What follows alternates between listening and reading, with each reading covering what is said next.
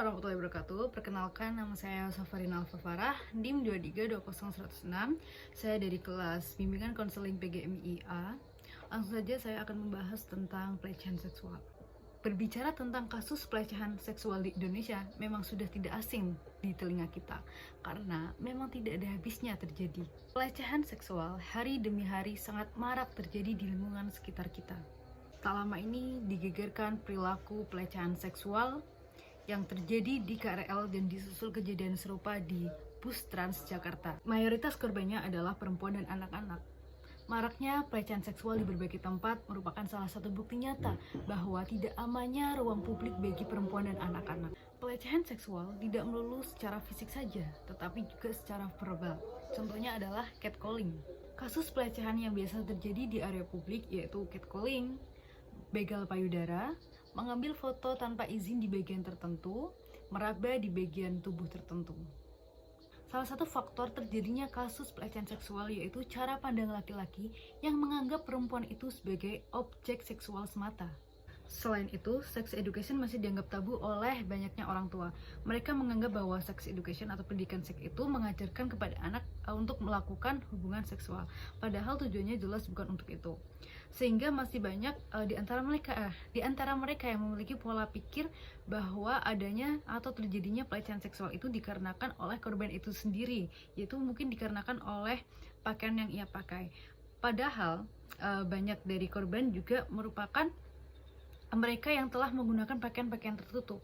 Tak jarang juga korbannya adalah anak-anak dan orang tua yang telah berusia senja. Siapapun rentan menjadi korban pelecehan seksual, tidak bergantung pada pakaian yang mereka pakai. Pelecehan seksual bisa terjadi pada siapapun, kapanpun, dan dimanapun. Oleh karena itu, tindakan pelecehan seksual merupakan pelanggaran hak asasi manusia yang membutuhkan perhatian secara serius. Dampak bagi individu yang mungkin terjadi adalah kerusakan mental dan psikisnya. Banyak di antara mereka yang menganggap dirinya tidak berarti karena telah menjadi korban pelecehan seksual, sehingga mereka menyakiti diri sendiri atau bahkan berpikir untuk mengakhiri hidupnya. Kemudian, dampak yang dibawa oleh masyarakat yaitu muncullah pola pikir misogini, yaitu pola pikir yang menempatkan perempuan sebagai sosok yang pantas untuk dibenci dan dicurigai. Selain itu juga meningkatkan sistem sosial yang menjunjung tinggi atau mengistimewakan sosok laki-laki, yaitu atau biasa kita sebut budaya patriarki yang telah dijunjung tinggi oleh masyarakat sekitar kita. Kita tidak tahu kapan dan di mana kekerasan seksual itu bisa terjadi. Kekerasan seksual bisa menimpa orang lain atau bahkan diri kita sendiri. Lantas, apa yang harus kita lakukan jika kita menjadi korban pelecehan seksual? Yang pertama, pahami bahwa kekerasan terjadi bukan salah korban. Masih banyak ditemukan orang kerap menyalahkan korban. Pemikiran-pemikiran seperti inilah yang terkadang justru membuat korban merasa dirinya menerima kekerasan seksual akibat ulahnya sendiri. Tak ada satupun yang berhak mendapat kekerasan apapun alasannya. Korban adalah orang yang paling dirugikan. Tidak seharusnya korban merasa dirinya bersalah. Yang kedua, pastikan keamanan dan keselamatan. Ketika teman-teman mengalami kekerasan seksual, hal yang harus dilakukan adalah memastikan terlebih dahulu keamanan dan keselamatan diri.